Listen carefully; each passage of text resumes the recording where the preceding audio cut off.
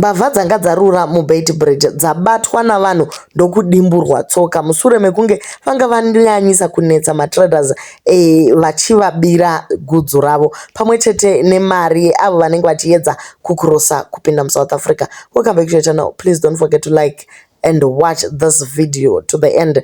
Please guys, musakanganwa zvakare kusubscribe. So mbavha idzi dzanga dzanetsa kuri kunze muna Limpopo hamuna mvura saka vanogarira nechemusango vachimirira kuti avo vanenge vachitiza vachijamba border vachiuya nemusango vakasenga zvavakasenga vanobva vangovabata vovarova namabhemba vobva vavatorera mari yavo pamwe chete negudzu rese ravanenge vatenga. So guys, munhu aburitsa nyaya iyi ari kuSouth African side ari kuti pane vakomana vavakabira last week vaenda ndokunorongana ndokubva vadzoka ndokubva vabata vakomana vaya vashandisa mabhemba avasinongoshandisa pavanhu vanga vari 9 maarmed robber aya but vamwe vatiza kwasara vashoma 2 or 3 ndo vatozochekwa makumbo. Vamwe vari kuti ihama dzavo vanhu ava vaita kuchekwa ende vari kurwadziwa zvikuru asi vari kunyara nekuti hama dzavo ndidzo dzanga dzichinzi maguma. Pane uyawo akati wedwe vanhu ivavo the same people I have seen the picture ngavadamburwe zvavo nekuti inini last week vakandibira 400 ma-t-shirt 90 matekis dene vagona vagadzirisa nemaoko chaiwo nekuti vakapora vanhu ava vanokambaira vachitibira zvakare. Guys, imagine chokwadi vanhu ava vanga vasingangoiti basa rekuba chete vanga vachibata vakadzi chibharo andioni vakapora guys. Kugurwa kwekuti chigumbo chinowira uko chitsoka ito wosara nehafu kusiwa nekuko kumasore. Dambudziko ripondera kuti padaisa picture yacho yabva yangovharwa kukanzi aiwa pano isu hatidaro. Vamwe vari kuti ade vatogura vakatogurisisa vamwe vakati ngavaiendeswe kujere vari zvirema zvakadaro.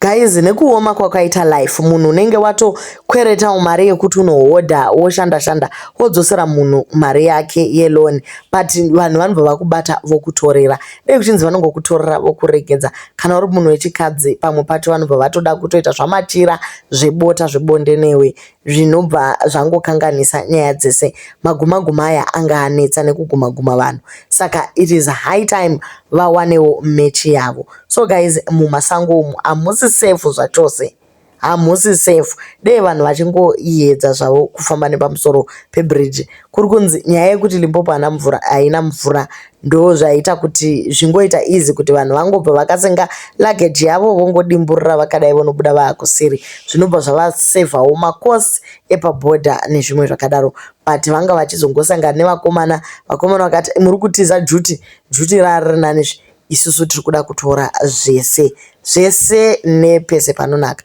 So guys, ndo nyaya iri kuBait Bridge right now, ndo situation right now kwakaoma iwowo. Asi vanhu vanozombosvika pakuneta guys kuona munhu otorerwa bhemba nekudimburwa tsoka asi tsoka ndidzo dzinobayire. Masharia laws anoti iwo kana munhu akakunetsa neziso rake unobvisa ziso racho kana munhu akakonzeresa chitema neruoko tinobvisa ruoko. Amenova kuti pamakumbo pavanga vakuedza kumeka sure kuti vanhu ava vafi vakafamba zvachose. Anyway, do leave your comments kuti iri right republic application kuzvinhu zvinenge zvakadai so kana kuti tomirira hurumende dzedu namapurisa vamwe ndo vari kuti mapurisa acho agara ari corrupt saka hatati zombowana help zvachose ndosaka vanhu vazogorizota kungoita zvinhu zvinovaitira at the time. Ndo vanoziva nhamo yavo ndivo vari paground ndivo vanga vaona kunetswa kwavaitwa namaguma hamene kuti ava vatiza vachazodzoka here kuzomeka sure kuti vagadzirisa kuti hondo yacho ichapera here guys kana kuti yangova a can of worms that is going to be ongoing. But for now maybe there will be peace paBait Bridge.